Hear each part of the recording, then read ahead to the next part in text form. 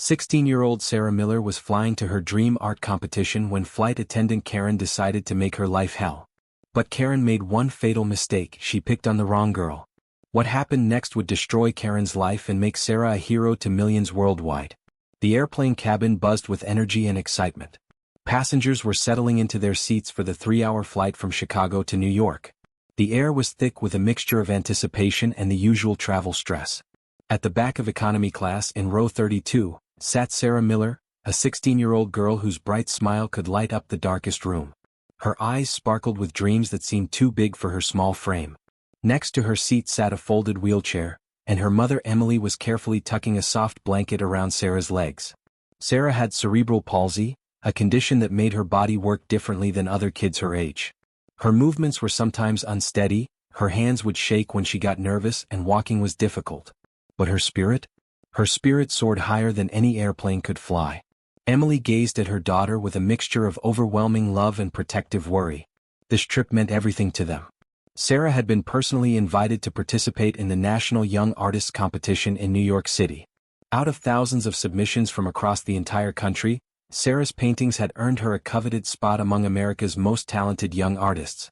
The judges had called her work extraordinary and emotionally powerful beyond her years. For 8 long months, Sarah had poured her heart into her artwork. Despite her shaking hands, she gripped her paintbrush with determination that amazed everyone who watched her work. She created vibrant landscapes that seemed to breathe with life, portraits that captured souls, and abstract pieces that told stories her voice couldn't always express clearly. Each painting was a piece of her heart, a window into the beautiful mind trapped in a body that didn't always cooperate. This competition wasn't just about art for Sarah and Emily. It was about proving that disability didn't mean inability. It was about showing the world that dreams don't have limits. Emily had saved money for months to afford this trip, working extra shifts at the hospital where she was a nurse. She would do absolutely anything to give her daughter this chance to shine. "Mom, do you think my paintings are really good enough?" Sarah asked softly, her voice carrying just a hint of uncertainty. Emily smiled and brushed a strand of hair from her daughter's face. "Sweetheart, your paintings don't just show talent. They show your beautiful soul. The judges saw something special in your work, and tomorrow the whole art world will see it too." Sarah's smile grew brighter. She had been dreaming about this moment for so long. In her mind, she could already see her paintings hanging in the prestigious gallery, people stopping to admire her work, maybe even buying pieces to hang in their homes. She imagined art critics writing about her, galleries offering her shows, maybe even getting into the best art school in the country. But dreams, Sarah was about to learn, sometimes come with nightmares attached. Karen Martinez had been a flight attendant with Sky High Airlines for 15 long years. She was 43 years old, with sharp features that matched her even sharper tongue. She had started this job with dreams of traveling the world and meeting interesting people. But years of dealing with difficult passengers, delayed flights, and airline bureaucracy had turned her heart cold and bitter. Karen walked down the airplane aisle like she owned every inch of it. Her eyes scanned each row, looking for problems, violations, anything that would give her a reason to assert her authority. To Karen, passengers weren't people with hopes and dreams, they were problems waiting to happen. Anyone who made her job more difficult was a personal enemy. She particularly disliked passengers who needed extra help. Elderly people who moved slowly, parents with crying babies, and especially people with disabilities. In Karen's twisted mind, these passengers were selfish for making her work harder. She had developed a reputation among her colleagues for being difficult with certain passengers, but she had been with the airline so long that management usually looked the other way. When Karen's sharp eyes landed on Sarah's wheelchair folded beside row 32, her face immediately twisted into an expression of disgust and annoyance. She had dealt with wheelchair passengers before, and in her experience they were always trouble. They needed extra time, extra attention, extra everything. And Karen was not in the mood for extra anything today. She had already had a bad morning. Her coffee maker broke, making her late for work. Her supervisor had criticized her customer service scores, which she thought was completely unfair. And now she was stuck on a packed flight to New York with what looked like another problem passenger. Karen straightened her uniform and put on her most intimidating expression. She was going to nip this problem in the bud before it got out of hand. "Ma'am," Karen said, her voice dripping with condescension and authority as she stopped directly in front of row 32. "That wheelchair is blocking the aisle. It's a safety violation and needs to be moved immediately." Emily looked up, startled by the harsh tone but trying to remain polite and cooperative. "Oh, I'm so sorry. I thought it was positioned correctly. Could you please show me where would be better to put it?" Karen sighed loudly and dramatically, as if Emily had just asked her to perform an impossible task. "It's not my job to solve your problems, ma'am. I have an entire airplane full of passengers to manage. Figure it out yourself, or I'll have the wheelchair removed from the aircraft entirely." The threat hung in the air like a storm cloud. Without her wheelchair, Sarah would be completely stranded. Emily's hands began to shake as she tried to maneuver the wheelchair into an even smaller space beside their seats. Other passengers were starting to notice the commotion, some turning in their seats to see what was happening. Sarah reached out and gently touched her mother's arm. Her voice was soft but steady. "Mom, it's okay. Let's just do what she says. I don't want to cause any trouble." But Sarah's attempt to keep peace only seemed to irritate Karen more. The flight attendant's eyes narrowed as she studied the 16-year-old girl. Something about Sarah's gentle demeanor and obvious vulnerability seemed to trigger something dark in Karen's personality. "And another thing," Karen continued, her voice getting louder and more aggressive. "Make sure she stays in her seat and doesn't cause any disruptions during the flight. Some passengers pay good money for a peaceful trip." Emily felt her cheeks burn with embarrassment and anger, but she bit her tongue. She couldn't afford to make enemies at 30,000 feet with her disabled daughter depending on her. "She's a very well-behaved girl," Emily said quietly. "She won't cause any problems, I promise." Karen snorted derisively. "We'll see about that." She turned on her heel and marched away, her shoes making sharp clicking sounds on the floor that seemed to echo with menace. Sarah's eyes filled with tears, but she blinked them back quickly. She had learned early in life that crying often made things worse. "Why was she so mean, Mom?" she whispered. Emily wrapped her arm around her daughter's shoulders and pulled her close. "Some people have forgotten how to be kind, sweetheart. But we're not going to let her ruin our special trip, okay?" But both of them could feel it. This was just the beginning. As the airplane reached cruising altitude, the cabin lights dimmed to a comfortable level. Most passengers settled in for what they expected to be a routine 3-hour flight. Emily tried to distract Sarah from the unpleasant encounter by pulling out a tablet loaded with images of New York City. "Look, honey," Emily said, swiping through pictures of the Metropolitan Museum of Art. "This is where some of the world's most famous paintings are displayed. Maybe someday your work will hang there too." Sarah's face lit up with excitement, her earlier sadness temporarily forgotten. "Really? Do you think that could actually happen?" "I don't just think it, I know it," Emily replied with complete conviction. "Your talent is special, Sarah. Tomorrow when the judges see your paintings in person, they're going to be amazed." They spent the next hour looking at pictures of famous galleries, talking about different art techniques, and imagining what Sarah's future as a professional artist might look like. Sarah's eyes danced with hope and anticipation. For those precious moments, the airplane felt like it was carrying them toward a magical future. Other passengers around them couldn't help but notice the sweet interaction between mother and daughter. An elderly woman across the aisle smiled warmly at them. A businessman nearby found himself eavesdropping on their conversation about art and feeling inspired by Sarah's obvious passion and talent. "Mom, what if I win?" Sarah asked suddenly, her voice filled with wonder. "What if I actually win the whole competition?" Emily's heart swelled with love and pride. "Then we'll celebrate like never before." "But sweetheart, you've already won just by being selected. You're already a winner in my eyes." Sarah beamed with happiness. The mean flight attendant was forgotten, at least for now. She was a 16-year-old girl flying toward her dreams, supported by a mother who believed in her completely. Nothing could go wrong now. But fate, as Sarah was about to discover, had other plans.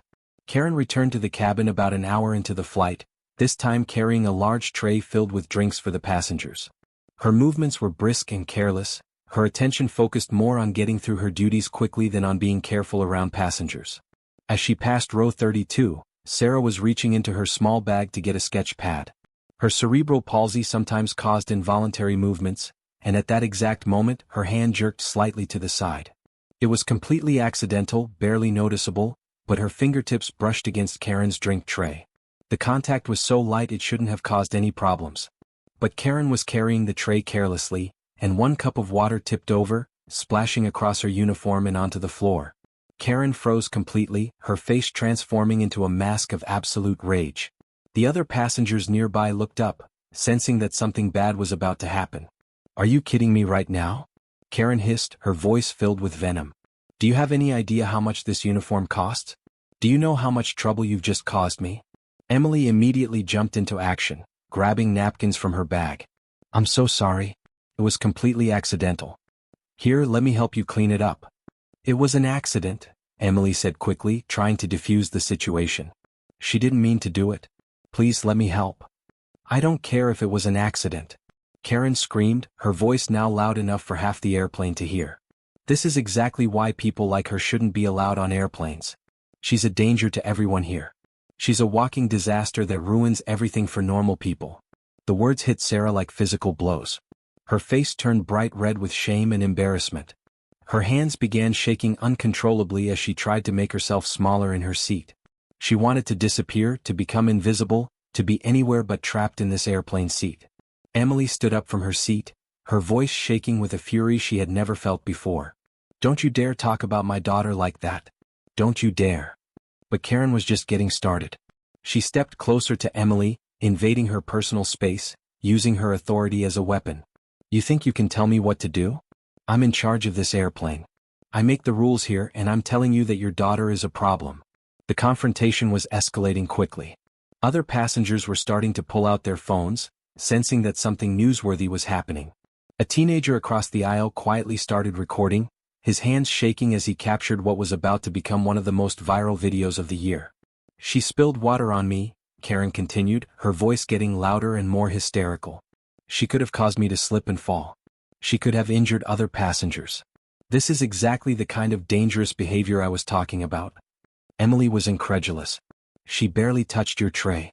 It was the tiniest accident, and you're acting like she committed a crime.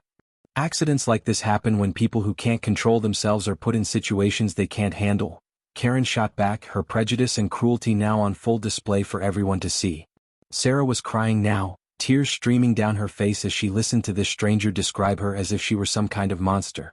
Emily's heart was breaking watching her daughter's spirit crumble under Karen's verbal assault. But the worst was yet to come. What happened next would be seared into the memory of everyone who witnessed it. Karen, apparently deciding that humiliating a disabled teenager wasn't enough, reached down and grabbed the seatbelt from Sarah's lap. Maybe this will teach her to stay still and keep her hands to herself, Karen muttered, pulling the seatbelt tight across Sarah's chest. Much tighter than any seatbelt should ever be. Sarah immediately gasped, her eyes going wide with panic and fear. The belt was cutting into her chest, making it difficult to breathe. Her body jerked involuntarily as she tried to get comfortable, but Karen only pulled the belt tighter in response. There, Karen said with satisfaction. Now she can't cause any more accidents. Emily lunged forward, trying to push Karen away from her daughter. Let her go. You're hurting her. She can't breathe. But Karen shoved Emily back into her seat with surprising force. Sit down right now or I'll have you arrested when this plane lands. I'm trying to ensure the safety of all passengers, and that includes restraining passengers who can't control themselves. The airplane cabin erupted into chaos. Passengers were shouting, some standing up from their seats, others filming everything with their phones. The sound of outraged voices filled the air. Stop hurting her, a man yelled from several rows back. She's just a child, a woman cried out, her voice breaking with emotion. Someone call the captain, an elderly passenger shouted. But Karen seemed to have lost all sense of reason and professional judgment. For 3 agonizing minutes that felt like hours, she held the seatbelt tight around Sarah's small frame. She ignored Sarah's quiet whimpers of pain and fear. She ignored Emily's desperate pleas and attempts to physically intervene. She ignored the increasingly angry shouts from other passengers. Sarah's face was turning pale as she struggled to breathe properly. Her small hands were clawing at the belt around her chest, trying to loosen it enough to get air into her lungs. Her eyes were wide with terror, darting between her mother and the cruel woman who seemed determined to hurt her. Emily was sobbing now, reaching for her daughter but being blocked by Karen's body. Please, you're hurting her. Please stop. She's just a baby. The other passengers were getting increasingly agitated. A businessman was already on his phone, trying to call authorities. A mother was shielding her own children's eyes from the disturbing scene. The teenager who was filming was crying as he recorded, unable to believe what he was capturing. Finally, when it seemed like the situation couldn't get any worse, another flight attendant pushed through the crowd of agitated passengers. Her name was Mia Rodriguez, and she was everything Karen wasn't: young, kind, and genuinely concerned about passenger welfare. Karen, what are you doing? Mia shouted, grabbing Karen's arm and physically pulling her away from Sarah. Stop this right now. This is completely inappropriate. Karen resisted at first, but Mia was stronger and more determined. With a final yank, she freed Sarah from Karen's grip. Sarah immediately collapsed against her seat, gasping for air desperately. Emily wrapped her arms around her daughter, both of them sobbing with relief and trauma. Are you okay, sweetheart? Mia asked gently, kneeling down beside Sarah's seat. Can you breathe now? Do you need medical attention? Sarah nodded weakly, still clutching her mother's hand like it was a lifeline. Her breathing was shallow and rapid, but she was getting air into her lungs again. The color was slowly returning to her face. Mia turned to face Karen, her eyes blazing with anger and disbelief. What is wrong with you? How could you do that to a child? This is completely unacceptable. You could have seriously injured her. Karen straightened her uniform and tried to regain her composure, but she was clearly rattled by the passenger's reaction and Mia's intervention. She was being disruptive, Karen said defensively.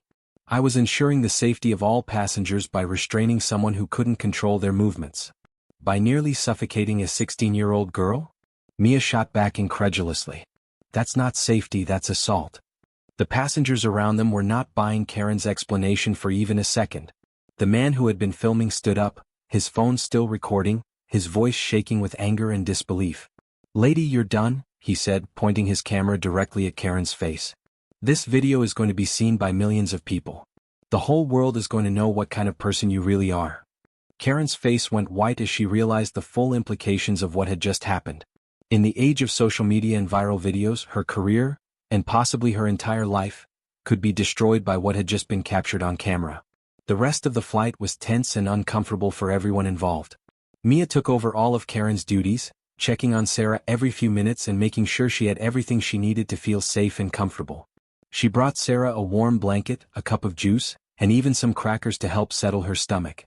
Karen retreated to the front of the airplane, sitting in the jump seat with her arms crossed and her face set in a defiant expression. But anyone could see that she was worried.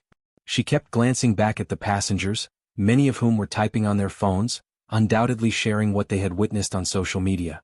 Emily held Sarah close, whispering words of comfort and love, but the damage had been done. Sarah's bright excitement about the art competition had been replaced by a quiet fear that broke her mother's heart. The 16-year-old who had been so excited about her future just hours earlier now seemed fragile and scared. I don't want to be different anymore, Mom, Sarah whispered, so quietly that only Emily could hear. I don't want people to look at me and see a problem. Emily's heart shattered into a million pieces. Baby, you're not a problem. You're perfect exactly as you are. That woman is sick, and what she did has nothing to do with who you are. Other passengers kept glancing over at Sarah with sympathy and concern. The elderly woman across the aisle came over to check on her. The businessman offered to share his phone charger. Even children on the flight were asking their parents what had happened and expressing concern for Sarah. But the damage to Sarah's spirit was visible to everyone. The confident, excited young artist who had boarded the plane had been replaced by a scared, traumatized child who just wanted to go home. When the airplane finally touched down at LaGuardia Airport in New York, the captain made an announcement that surprised everyone. Ladies and gentlemen, we have contacted airport security regarding an incident that occurred during our flight. Please remain in your seats until authorities board the aircraft to address the situation. Karen's face went completely white. She had been hoping that somehow this would all blow over, that she could finish the flight and deal with any consequences later. But it was clear that wasn't going to happen. Within minutes of the plane reaching the gate, 2 airport security officers boarded, followed by a representative from Sky High Airlines and a paramedic to check on Sarah's condition. The atmosphere in the cabin was electric with anticipation. The man who had filmed the entire incident immediately approached the security officers and handed over his phone. Officers, I have the entire incident recorded. This flight attendant assaulted a disabled child, and it's all on video. The security officers watched the footage with expressions of growing disgust and anger. The airline representative's face turned pale as he realized the public relations nightmare his company was about to face. Ma'am, you need to come with us, one of the officers said to Karen, producing handcuffs. Karen tried to maintain her dignity as she was escorted off the plane, but her facade was cracking. This is ridiculous, she protested. I was doing my job. These people are overreacting to standard safety procedures. But as she walked down the aisle toward the exit, Passengers called out things like, "Shame on you," and "You should be arrested," and "How could you hurt a child?" The applause when Karen was finally removed from the airplane was thunderous and sustained. Passengers stood up, cheering not just for Karen's removal, but for Sarah's courage and for justice being served. Emily and Sarah remained in their seats, still too shaken to move. The paramedic checked Sarah's vital signs and confirmed that while she was traumatized and shaken, she hadn't suffered any serious physical injuries. Mia approached them with tears in her eyes. "I am so incredibly sorry for what happened to you both," she said, her voice thick with emotion. "The airline is going to cover all your expenses, hotel, meals, transportation, everything. We're also filing a formal complaint and pressing charges against Karen. She will never be allowed to work for an airline again." By the time Emily and Sarah checked into their hotel that evening, the video had already started spreading across social media platforms. The teenager who filmed it had posted it on TikTok, Twitter, Instagram, and Facebook with the caption, "Flight attendant assaults disabled teenager on plane. This is absolutely disgusting. #Justice for Sarah." Within hours, the video had been viewed hundreds of thousands of times. By the next morning, it had millions of views and was trending on every major social media platform. The hashtag Justice for Sarah was being used by people all over the world to express their outrage and support. News outlets picked up the story, with major networks leading their broadcasts with the shocking footage. Disability rights organizations issued statements condemning Karen's actions. Politicians weighed in, calling for stronger protections for disabled passengers. Celebrities shared the video with messages of support for Sarah. But with all the attention came an invasion of privacy that Emily and Sarah weren't prepared for. Reporters were calling their hotel room constantly. News vans were parked outside the building. Social media was flooded with both supportive messages and cruel comments from internet trolls. Emily's phone was buzzing with calls from lawyers offering to represent them for free, disability advocates wanting to meet with them, and art galleries expressing interest in Sarah's work. It was overwhelming and exciting and terrifying all at the same time. Sarah, meanwhile, was struggling with the aftermath of the trauma. She woke up several times that night from nightmares, reliving the moment when she couldn't breathe, when she felt completely helpless and trapped. "Why did she hate me so much, Mom?" Sarah asked through tears. "I never did anything to hurt her. I was just trying to get to my art competition." Emily held her daughter close, her own heart breaking. "Baby, her hatred had nothing to do with you. Some people are just broken inside and they take their brokenness out on people who can't fight back. But look at how many people are supporting you now. Look at how your courage is inspiring others." Despite everything that had happened, Sarah was determined to participate in the art competition. Emily offered to cancel and go home, but Sarah refused. "That woman tried to break me, Mom," Sarah said with a strength that surprised them both. "But I'm not going to let her win. I'm going to show my paintings and I'm going to prove that I belong here." The next morning, Emily helped Sarah get dressed in her favorite blue dress, the one that matched her most vibrant painting. Despite the trauma of the previous day, Sarah was determined to make the most of this opportunity. At the gallery, something remarkable happened. Word had spread about Sarah's story, and the venue was packed with people who had come specifically to see her work. News cameras were set up outside, and reporters were eager to interview the brave young artist who had captured the world's attention. But it was Sarah's artwork that truly stole the show. Her paintings were displayed alongside those of other talented young artists, but there was something special about Sarah's pieces that drew people in. Her work was raw, emotional, and powerful in a way that spoke to the human experience of overcoming adversity. One painting in particular, a landscape that seemed to show light breaking through storm clouds, had people stopping in their tracks. The symbolism wasn't lost on anyone who knew Sarah's story. When the judges announced the winners, Sarah's name was called for first place in her age category. The applause was deafening, and there wasn't a dry eye in the house as Sarah accepted her award. "This young lady," said the head judge, "has created art that doesn't just show technical skill, but reveals a depth of character and resilience that is truly inspiring. Her work reminds us why art matters. It helps us process our pain and find beauty even in our darkest moments." As Sarah and Emily were preparing to leave the gallery, they were approached by a familiar face. It was Mia, the flight attendant who had intervened during the incident. "I hope you don't mind me coming," Mia said nervously. "I've been thinking about what happened non-stop since yesterday." Sarah smiled, her first genuine smile since the airplane incident. "I'm so glad you came. You saved me." Mia's eyes filled with tears. "Sarah, what happened to you changed my life. I quit my job with Sky High Airlines this morning. I can't work for a company that allowed someone like Karen to keep her job for so long, despite multiple complaints about her behavior. She paused, gathering her courage. I want to start a nonprofit organization dedicated to protecting passengers with disabilities and ensuring they're treated with dignity and respect. Would you be willing to be our first spokesperson? Your story has already started changing how people think about these issues. Sarah looked at her mother, then back at Mia. Can I use my art to help? Absolutely, Mia replied, her face lighting up. Your art could be our voice, showing the world what we're fighting for. Meanwhile, Karen's life was falling apart. The viral video had made her one of the most hated people in America overnight. She had been fired from Sky High Airlines within hours of the incident, and the airline had issued a public apology specifically calling her actions inexcusable and contrary to our values. But losing her job was just the beginning. As more people came forward with stories of Karen's past behavior, a pattern of cruelty and discrimination became clear. The district attorney's office announced they were pressing criminal charges against her for assault, and the Department of Transportation was investigating whether federal hate crime charges were appropriate. Karen hired a lawyer and tried to defend herself in media interviews, but everything she said made the situation worse. That girl was disruptive, she told one reporter. I was just trying to maintain order on the aircraft. But everyone had seen the video. Everyone knew she was lying. Her attempts to justify her actions only fueled more public outrage. Protesters gathered outside her apartment building. Her social media accounts were flooded with angry messages. Death threats forced her to move in with relatives in another state. The pilots' union issued a statement condemning her actions. Flight attendants' unions distanced themselves from her behavior. Even her own family members publicly criticized her actions in interviews. Karen had thought she was teaching a disabled child a lesson about knowing her place. Instead, she had destroyed her own life and career while making Sarah a symbol of courage and resilience.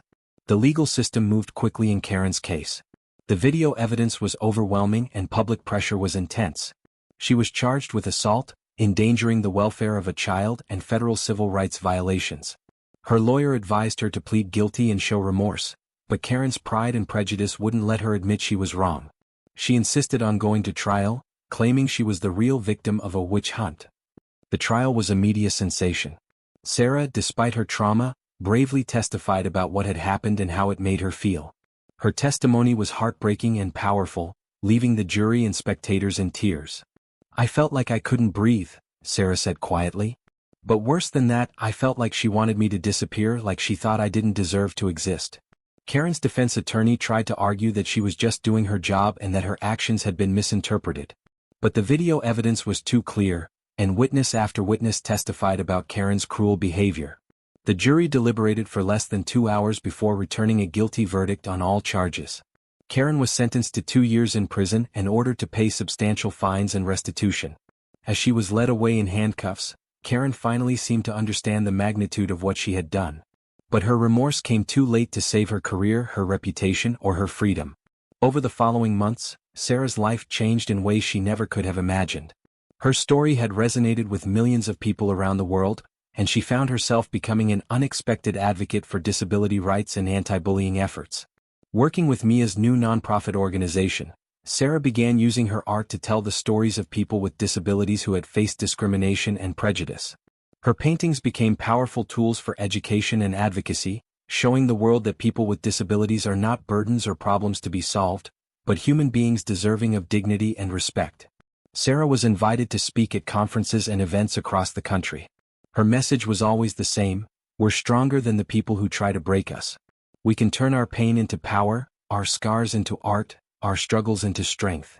But the transformation wasn't just external. Sarah had found her voice and her purpose in a way that might never have happened without the terrible incident on the airplane.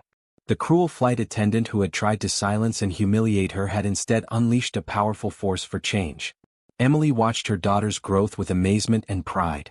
The scared, hurt child from the airplane had grown into a confident young woman who was changing the world one painting, one speech, one heart at a time. 2 years after the incident, Sarah received an invitation that brought her full circle. She was invited to speak at a conference for airline employees about treating passengers with disabilities with dignity and respect. Standing at the podium, looking out at hundreds of flight attendants, pilots, and airline executives, Sarah felt the weight of how far she had come. 2 years ago, a flight attendant tried to teach me that I didn't belong on an airplane, Sarah began, her voice strong and clear. She thought my disability made me less than human, less deserving of basic respect and kindness. She was wrong. The audience was silent, hanging on every word. That woman thought she was putting me in my place. Instead, she helped me find my voice. She thought she was ending my story, but she was really just helping me begin it. And now, because of her cruelty, millions of people have heard about the importance of treating everyone with dignity, regardless of their abilities or disabilities. Sarah paused, looking out at the faces in the audience. The sky was once a place of fear for me. But now, every time I look up at the clouds, I see a canvas. I see possibilities. I see a reminder that even our darkest moments can become the foundation for something beautiful. The standing ovation lasted for several minutes. As Sarah left the stage, she thought about Karen, now serving her prison sentence, and felt not hatred or satisfaction, but something like pity for a woman who had let her own darkness consume her. Sarah had learned that the best revenge isn't cruelty returned, but success achieved despite those who try to tear us down. She had turned her trauma into triumph, her pain into purpose, and her story of suffering into a message of hope for millions. The cruel flight attendant had tried to clip Sarah's wings. Instead, she had taught her how to soar.